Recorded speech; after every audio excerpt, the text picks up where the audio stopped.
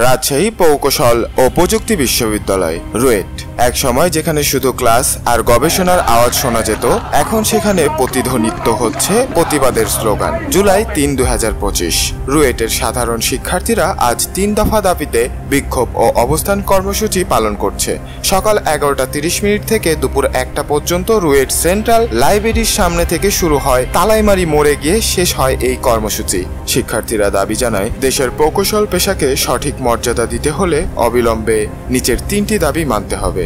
৩ দাবি ছিল: assistant engineer নবম গ্রেড পদের নিয়োগ সরাসরি পরীক্ষা ভিত্তিক করতে হবে, প্রমোশনাল কোটা বাতিল করতে হবে, সাব অ্যাসিস্ট্যান্ট ইঞ্জিনিয়ার ১০ম গ্রেড পদের ক্ষেত্রে সকল ধরনের ডিপ্লোমা কোটা বাতিল করে তা সব ইঞ্জিনিয়ারদের কাছে উন্মুক্ত করতে হবে। বিসিএস ডিগ্রি ছাড়া কেউ ইঞ্জিনিয়ারিং হিসাবে নিয়োগ পাবে না, এই শর্ত নিশ্চিত করতে হবে। মোহাম্মদ হাফিজ: একজন প্রকৃত ইঞ্জিনিয়ার হতে হলে ৪ বছর ধরে টেকনিক্যাল ট্রেনিং নিতে হয়, অথচ আমরা দেখি ডিপ্লোমা দিয়ে অনেক ক্ষেত্রে আমাদের জায়গা দখল করা হচ্ছে, এটা আমাদের জন্য অপমানজনক।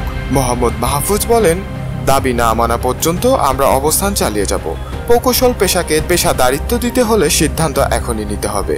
এই বিক্ষোভ একান্ত প্রকাশ করেন রুয়েটের ছাত্র কল্যাণ পরিচালক অধ্যাপক ডক্টর মোহাম্মদ রবিউল ইসলাম সরকার এবং পরিকল্পনা ও উন্নয়ন পরিচালক অধ্যাপক ডক্টর এইচ.এম. রাসেল। তারা জানান, শিক্ষার্থীদের দাবিগুলো যৌক্তিক ও বিষয়গুলোর উপর মহলে জানাতে হবে। বিক্ষোভ চলাকালে তালাইমারি মোড়ে সাময়িকভাবে যান চলাচল বন্ধ হয়ে গেলেও পরে এক পাশ দিয়ে ট্রাফিক সচল রাখা হয়। পুরো কর্মসূচি শান্তিপূর্ণভাবে শেষ হয়। আজকের এই বিক্ষোভ শুধু রুয়েট নয়, পুরো দেশের প্রকৌশল শিক্ষার্থীদের একটি বার্তা দিয়েছে।